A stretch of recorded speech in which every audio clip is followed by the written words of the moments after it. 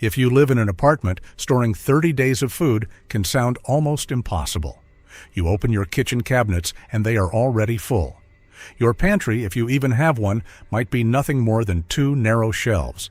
Your freezer is small, your closets are packed, and every square foot of your home already has a job. But here is the mistake most people make. They assume emergency food has to live in the kitchen. It does not. In a small apartment, your biggest problem usually is not a lack of space. It is wasted space. Empty gaps under furniture, unused vertical areas, forgotten corners of closets, and containers filled with things you barely use. And once you start looking at your apartment differently, 30 days of food stops looking like a giant stockpile and starts looking like a space management problem. Today, I am going to show you exactly where smart apartment preppers store a 30-day food supply without turning their home into a warehouse, blocking their walkways, or making the apartment look like a bunker. And stay until the end, because the final storage location is one of the most overlooked places in almost every apartment, and it can hold far more food than most people realize. The first rule is simple. Stop thinking in terms of one giant emergency pantry. A traditional prepper with a basement might dedicate an entire shelving unit to food. In an apartment, that approach wastes valuable space and makes your stockpile obvious. Instead, divide your 30-day supply into smaller food zones throughout your home. Think of it like distributed storage. Instead of trying to find one place big enough for 30 days of food, find 10 small places that can each hold 3 days of food. Suddenly, the problem becomes much easier. Start with the space underneath your bed. For many apartment dwellers, this is the largest unused storage area in the entire home. Measure the clearance between the floor and the bottom of your bed frame. Even a few inches can be enough for shallow storage containers. This space works especially well for flat or stackable foods such as pasta, rice, oatmeal, dry beans, instant potatoes, sealed snack packs, powdered drink mixes, and other shelf-stable items. Use low-profile plastic containers with secure lids rather than loose cardboard boxes. Apartment floors collect dust, moisture can occasionally become a problem, and insects can turn poorly stored food into garbage faster than most people expect. Keep food sealed, labeled, and easy to pull out. And do not turn the space under your bed into a food graveyard. Emergency food should rotate. If you eat pasta regularly, keep your backup pasta underneath the bed. When you use one package from the kitchen, replace it with one from storage and put the new package underneath. That simple rotation system prevents you from discovering expired food during the exact emergency when you need it most. And this is the kind of preparedness this channel is built around. Practical solutions for renters and apartment dwellers who do not have a basement, garage, or giant pantry. If that describes you, tell me in the comments what your biggest storage problem is right now. Is it your kitchen, your closets, or simply not knowing where to put anything else?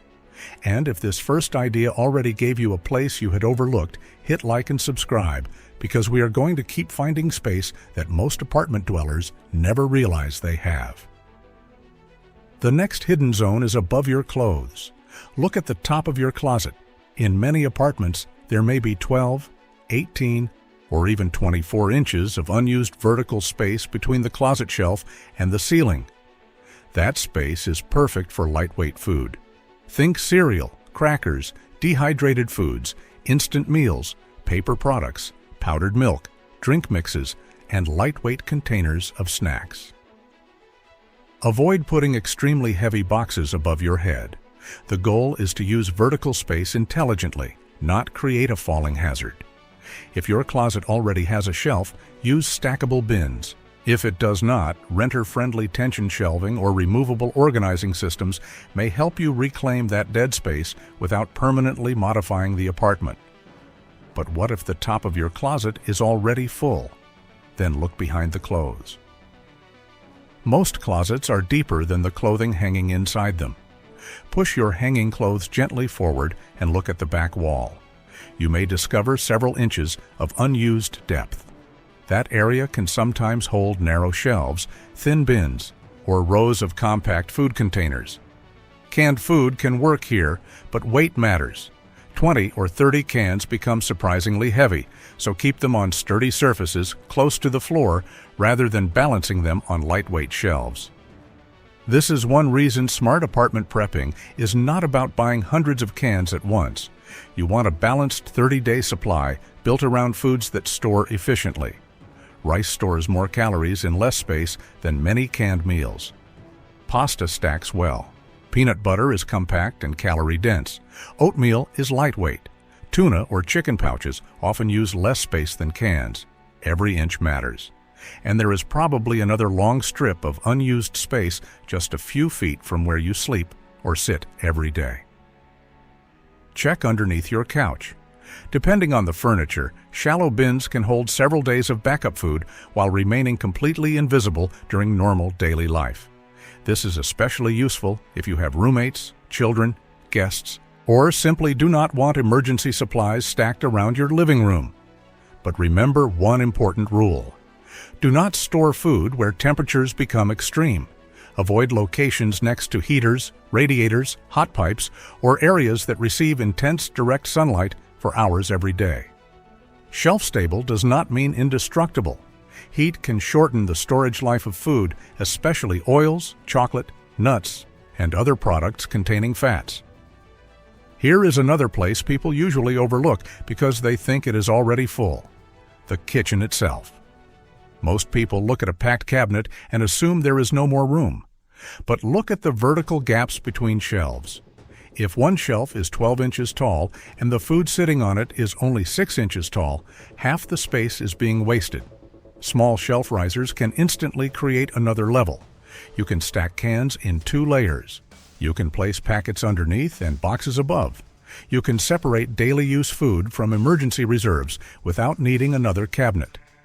Also, look at the inside of cabinet doors. Lightweight organizers can sometimes hold small food packets, seasoning, drink mixes, protein bars, or other compact supplies. One cabinet door will not solve your storage problem. 10 small improvements together might. And that is the real advantage apartment preppers have to learn. You are not searching for one miracle storage area. You are reclaiming dozens of small spaces that already exist. The same principle applies to your emergency gear. In a small apartment, badly chosen equipment can consume the exact storage space you are trying to protect. So when I recommend gear, I focus on solutions that make sense for limited space living instead of simply buying more stuff. I have put the apartment prepping gear I trust in the description and pinned comment, including options for food, water, lighting, and the core equipment that can actually earn the space it takes up. You do not need everything at once. The point is to build deliberately and avoid filling your apartment with gear that never gets used. Now, back to the hidden spaces. There is one area in your kitchen that may be hiding in plain sight, the space near the floor. Some apartments have toe-kick spaces beneath the bottom cabinets. In certain layouts, these spaces are hollow or accessible through removable panels or built-in drawers. I am not telling you to dismantle your landlord's cabinets. If the area is not designed to be accessed, leave it alone. But if your kitchen already includes removable toe-kick storage or built-in drawers, that space can be excellent for flat, lightweight emergency supplies. Renters should always prioritize reversible solutions. You should be able to move your food without repairing the apartment when the lease ends. What about that awkward area above your refrigerator? In many homes, it becomes a dumping ground for random kitchen items that nobody remembers putting there. Turn it into a controlled storage zone instead. Because refrigerators produce heat, do not store heat-sensitive food directly against warm surfaces. But the cabinet above the refrigerator, if you have one, can be useful for dry foods, backup paper goods, empty water containers, and other lightweight preparedness supplies. Then look at the furniture you already own. An ottoman can hold blankets, but it can also hold sealed food bins. A storage bench can hide several days of meals. A coffee table with drawers can hold compact food packets. A hollow bedside table can hold snacks, oatmeal, or other dry goods. When space is limited, furniture should ideally perform more than one function. A normal apartment might have 15 pieces of furniture. A prepared apartment has 15 pieces of furniture that also help store supplies. And sometimes the smartest way to create food storage has nothing to do with storing food somewhere new. Look at a closet filled with towels, cleaning supplies, decorations, empty boxes, old electronics, or things you have not touched in 2 years. Maybe your emergency food does not need another hiding place. Maybe the clutter does. Move non-food items into less valuable spaces, consolidate what you actually use, and give the best dry, cool storage areas to supplies that matter. That one mindset shift can free more room than buying another organizer ever will. And it keeps us focused on the real challenge, making a 30-day food supply disappear into an apartment that still feels normal. Which brings us to something most people already own: suitcases. Most luggage remains empty almost the entire year. A large suitcase may occupy several cubic feet of closet space while holding nothing but air. That is wasted storage. Fill your suitcases with lightweight emergency food. When you travel, remove the food temporarily. When you come home, put it back. You already paid for the suitcase. You already gave it storage space. Make it earn that space. The same trick works with rarely used coolers, picnic baskets, large cooking pots, and other hollow containers. An empty container stored inside another storage area is space you're paying for twice. Use it. And before we get to that final overlooked location, there is one more principle that makes all of these hiding places work. Do not build your 30-day supply all at once. Start with 3 days, then 7, then 14, then 30. Buy foods you already eat, because rotation becomes much easier when emergency food is simply extra inventory from your normal diet. Label it, protect it from moisture, pests, and heat, and spread it throughout the apartment so one leak, damaged shelf, pest problem, or storage mistake does not ruin everything at once. Now look at your walls. Not because I want you drilling giant shelving systems into a rental. Think vertically. The top shelf of a bookcase can hold matching storage bins without making your living room look like a warehouse. A freestanding shelving unit can add vertical storage without modifying the building. Over-the-door organizers can reclaim unused space. Narrow rolling carts can fit into gaps beside refrigerators, cabinets, desks, or furniture. A gap only 6 inches wide may look useless, but if it runs from the floor almost to the ceiling, that narrow strip can hold a surprising amount of food. That is the real lesson. Small space preparedness is not about having more room. It is about using cubic feet instead of square feet. Most people only see the floor. Prepared people see the space under the bed, above the closet, behind the clothes, inside the suitcase, under the couch, over the cabinets, between furniture, and all the way up the wall. Build your 30-day food supply gradually. Start with 3 days, then 7, then 14, then 30. Buy foods you already eat. Rotate them. Label them. Protect them from moisture, pests, and heat.